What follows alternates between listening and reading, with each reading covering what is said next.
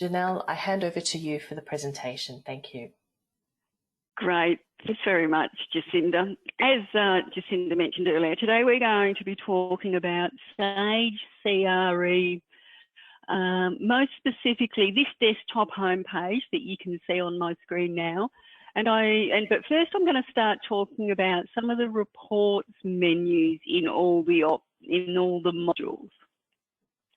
Okay, so when you log into Sage CRE, you can see that from the desktop you have all your applications that are available to you. And of course, in each application, there's reports that are specific to that application. So I just want to start off by jumping into any module and talking about the report manager. There's a lot of just little tips and tricks there that are easy to forget. Now, before I go too much further, I am going to qualify this session today and say, when I log into Sage, I have full administrator rights. And obviously, once I start getting into loading some of the reports and I'm moving around the network, I obviously have my network security giving me the access rights to all the network drives. So if you're going to test something that you see today and you can't see the proper menu selections or thing, it may very well be your Sage security or your network security that's restricting you. Okay, so in every CRE module, you have all your reports.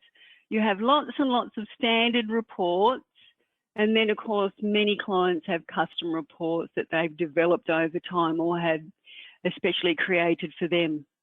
Just a little tidbit about all the reports. The reports that you see on all the menus in all the modules are approximately only 1/3 of all the reports that are available.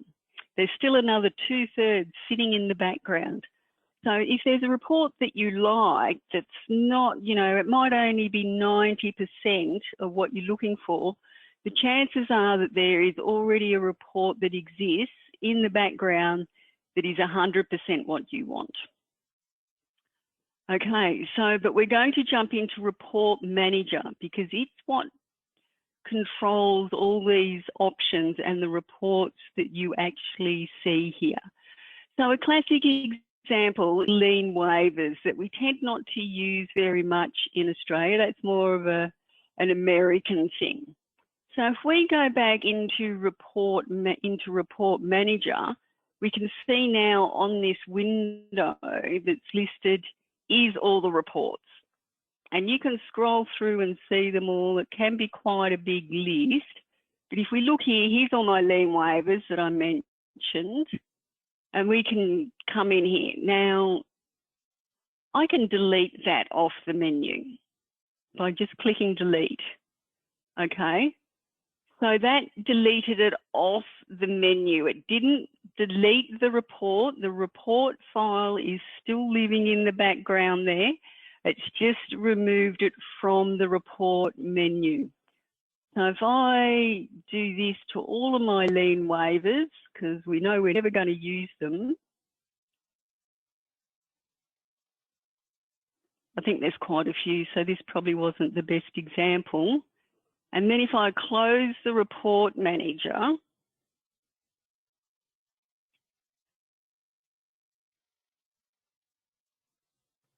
and the reason this is so slow is because it's actually going through all the reports and validating the files. And it's perfectly normal for this to take a few beats and you just let it run. You can actually play around the Report Manager while there are other users logged into the system. This isn't something where, you've got to get in and out of the system to do. So that's a positive. So just while we're waiting for that to validate, I'm just going to repeat, that's all I've done there is remove these reports from the report menu. So if I go to lien waivers, that's obviously a lot shorter. So if there's any reports that you don't use at all, you can use the Report Manager to remove them. The other thing you can do is rearrange this list. If there's any reports that you like, that you use a lot and you just want to move it to the top of the list to make it more visible, you can do that. The other thing you can do is you can change the the name of the report as it appears on the list, and then you can also change the menu group as it appears there. Okay, but we mainly use this to add new reports. So when you add a new report, you can call it on the menu, it can be anything you want. It doesn't have to be the same as the file name. And the menu group, you can either list to select an existing menu group, or you can create your own. You might call it, Monday's reports. If there's a special set of reports you need printed every Monday, you can do that. You can call it project manager's reports, anything that's easily identifiable. So I'm just going to call this Janelle's report on Mondays. Okay, your report type, that's the only thing that you really have to pay attention to, whether it's a TS, which is abbreviation for the old Timberline, or Sage report design, or Crystal report design. I'm not going to special exactly that. There's only 2 or 3 special reports in your system, so you won't go near that. Or if you want to load an Office Connector report, but we're not going to talk about Office Connectors today.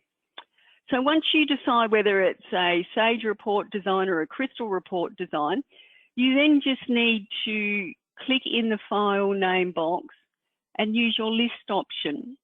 And then you just quite simply pass through to wherever that report design is saved. So I can just pick whatever report. So in the background, this report was called report1.crs, but on my menu, I've called it Janelle's special report. They don't have to be one in the same. It can be anything that helps you identify that report. So I'm just going to save that again now, say OK, and then of course close. As we mentioned, it's validating the file, which takes a few beats. We don't panic about it.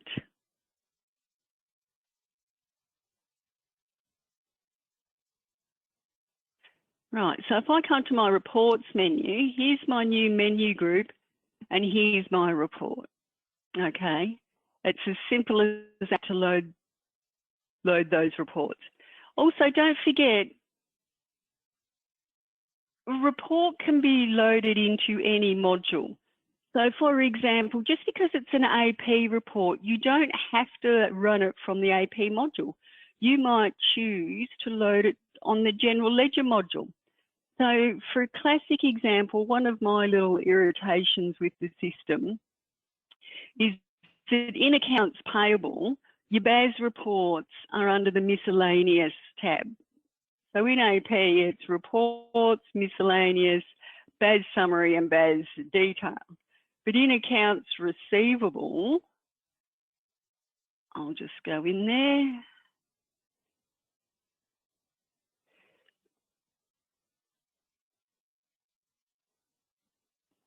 Under reports, they're under tax preparation, and then there's usually some BAS reports there.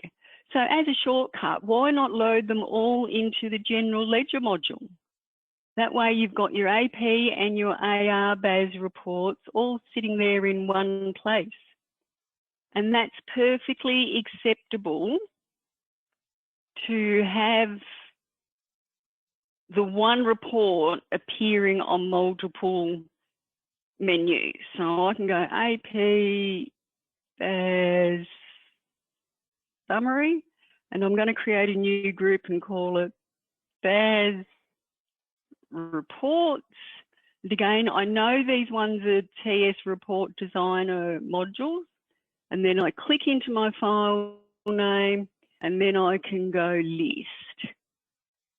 And from here, this is where you actually need to pass through, and this is where you might have to get your network or your IT people to help, but you need to pass through to where the Sage CRE program is actually installed. So I can see there, Timberline Office 9.5, again, there's called reports. And these are all what we call the canned reports. These are the reports that you got free of charge with the system. Okay, and you can see there's hundreds of them. So I'm just going to search for the AP BAS summary right there and load that and say okay. And then I'm going to create a new one. I'm going to call this one AR BAS summary. And again, in my menu group, because I've already just created a menu group, my BAS reports is already there waiting. It's a TS report design. And then you can list. And it's taken me back. So if I just type AR space BAS, it's searched me. And there's my AR summary report. And I'm just going to load them.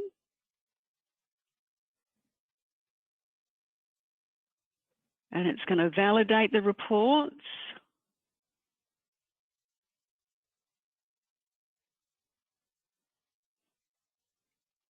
Which is always like watching paint dry. But if I come to my reports, I've now got this submenu. There's my AP BAS summary and my AR BAS summary. You can put the detail ones on there as well, nothing to stop you doing that. But it saves you struggling to get a license when you really want to run those reports. Knowing that you can run these reports from the general ledger or the respective AP and AR modules might be an advantage. Okay, so that's just, I'm going to wrap that up now. So that's just a quick overview of the report manager. Use it to remove any reports that you know you'll never use. For example, if you don't use intercompany accounting, just take these reports off the list. You can add reports here, or you can, of course, change the order in which they appear if you want specific reports to appear at the top of the list, that type of thing. Okay, so any questions about Report Manager? If there's not, we're just going to move on and do a quick overview of the Sage desktop now. Thank you, Cinda, Janelle. I assume there's no questions. There's no questions come in at this stage. Thanks, Janelle. You're very thorough as always. Thank you. Okay, so we're going to talk about the Sage desktop. So from memory, I think the Sage desktop came in back in about version 14. That sounds about. So I'm on version 20 as well, Janelle. Yeah. Yeah. So, you know, hopefully everyone, and this is the way to log into Sage, obviously, and hopefully everyone's got an icon like that. The most recent icon is green, but some of the older versions, if you haven't updated, there's, you know, the orange and white version. But anyway, that's what you should have on your desktop there, a shortcut to the desktop. That gets a bit confusing. And then, of course, once you log in, you're prompted for your Sage user ID and password. And what you see in front of you is pretty well the standard Sage desktop. I'll qualify this and say I have administrator rights, so you may not necessarily see all of these applications. So with your desktop, you basically, up in the top left corner there, you have your applications, and then you have there's a favourites option that we're going to talk about a little bit here too. And then there's some options, which we'll get back to. But basically, we start with your applications.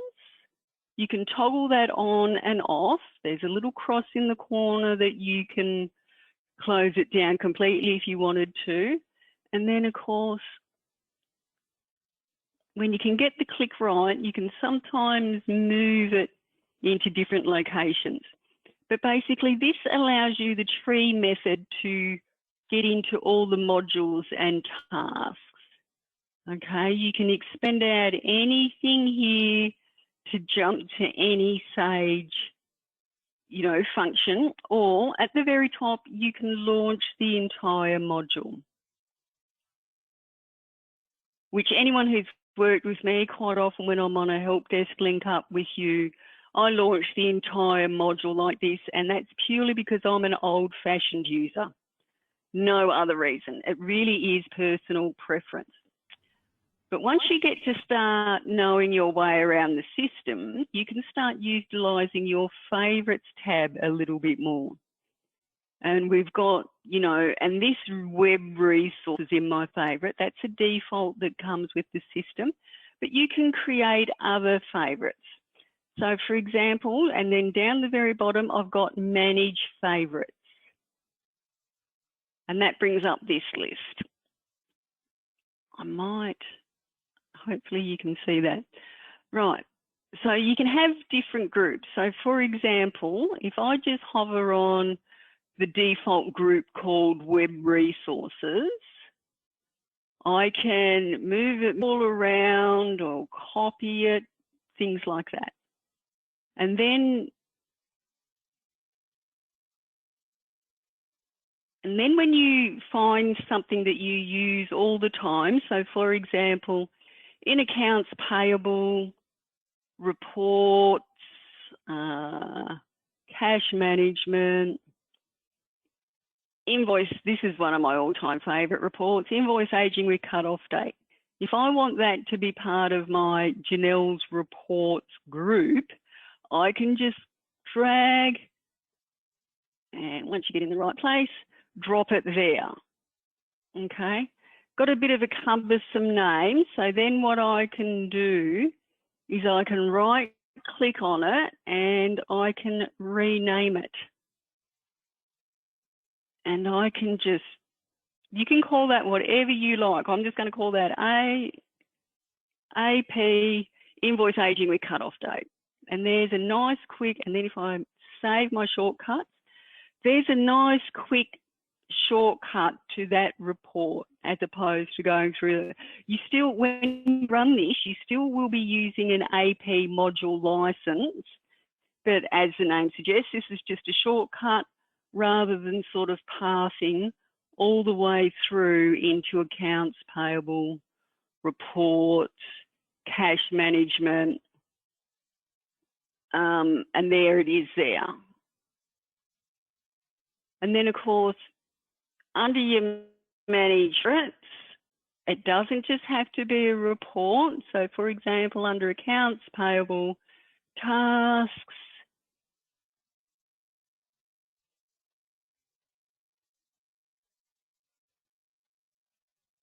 it's always a bit slow when you're on a demo, isn't it, Jacinda?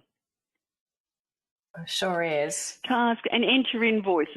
That might be another one. So again, I'm dragging and I'm dropping that over and I'm hovering on the name of the group. I'm not hovering under the group. Drag and drop, and again, right click, and then I can rename it. I just don't like that arrow. Call me a control freak. I would go with the word neat freak, Janelle. So there you go. So just drag and drop while you're in here. Obviously you can rearrange and sort and do all sorts of things. By all means, play around.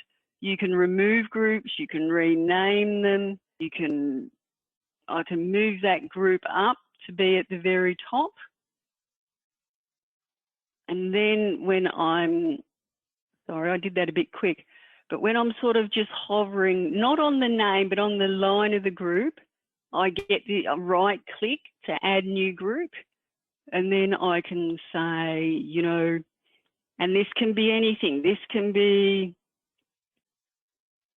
reports to print each Friday. Of course, everyone will type with a bit better punctuation than me. And if I save that now, I can see there's my group there. And you can have as many groups as you want. And again, just drag down. Let's pick on accounts receivable, reports, aging. Can you tell I'm an accountant? I keep picking all the drag and drop. And then right click to rename if you want to clean up that name. You can leave it with the full path if you want though. And you can, you've seen I put tasks in there, like I've got enter invoices. So you can put tasks, inquiries, reports, anything you like into your favorites. Okay, so hopefully we've done that one to death. The other thing I wanted to talk about is this home page area of the desktop. Obviously comes standard with some of the different Sage navigation and help desks and things like that. And of course, qualifying this with the fact that I have administrator rights, but you can get into options and you can get into your desktop settings. Okay, so you've got some options here where you can put a default desktop configuration. I'm going to come back to that one, but you can put default web pages in this here. You can use a default crystal report as a home page if you wanted to. As an example, project managers tend to like a default crystal report that shows them all their project statistics and costs and budget overruns and date reminders as their home page. And that's all possible via a crystal report. You've got some display, you can display the support pages and things like that. So there's some basic settings in there.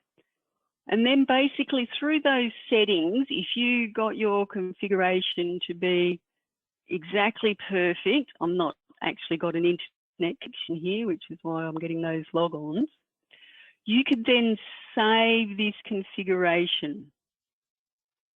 And you can call, and at the moment, that's just the standard one that comes with Sage, but you could call this something like Project Managers Desktop. And if you wanted all your project managers to have the same desktop and the same report and the same pages and like that, that is the way you can do it. Okay, you can see, it's a bit hard to see, but up the very, very top in tiny writing, you can see I've got project managers desktop.dslx, that's a mouthful, which is the default file type for these desktops. Okay, but if you want to switch back, I can go to open configuration and move back to my default one. Okay. That's and brilliant. just Janelle, one last, I was never familiar with that feature before. no, you can have as many default configurations as you like. Some of the larger companies do like to keep their desktops uniform. So for example, they may change their desktop. So rather than the Sage homepage, you know, they might have their own company homepage as the default desktop, reports and things like that. Yeah, it's fantastic. So that's the way to do it. And of course, just one last thing with all your desktops, if we go back into desktop settings, if you are going to use a crystal report as a desktop page, if I just do the select option, common desktops, there are quite a few default crystal reports to act as desktops, and They're things like finance manager overview, project manager overview, accountant's overview, things like that. And again, they're located in a very specific place in your system that you may need the help of your IT person if you don't have the right. So I'm going into program data and I'll just show you what that file's called. Sage, Timberline Office, 9.5, and that is under Documents, Desktop, and Home Pages. And then whatever, whatever business type you are, there's some of the desktop home pages. So if you are wanting to do a crystal report, the folder you're looking for is Documents, Desktop, Home Pages. And if you don't remember that, just send in a ticket to the help desk and we can refresh your memory. So if we've had any questions come through on that, Jacinda, let me know. Still no questions. As I say, you're very, very thorough with your explanations. And some of those features were new to me and I completely understand them now. Thank you. Yeah, good. So just a quick wrap up on the desktop. Your application shows you everything that you have access to. Your favourites are what you create. You can create as many groups and favourites as you like just by using the manage and then the drag and drop method in the manage favourites window. And if you're lucky enough to have the security rights, you can even fiddle with some of your desktop settings and home pages. So I think that's from me. Just a reminder that if anyone has any questions, you can send them in to help@thrivetech.com.au. Thank you. And if there's no other comments, Jacinda, I'll let you wrap it up. Great. Thanks so much, Janelle. Very informative presentation. I thank everyone for attending, and Lauren will be sending out a copy of the recording. And as Janelle said, any questions along the way, help@thrivetech.com.au. Thank you, everyone.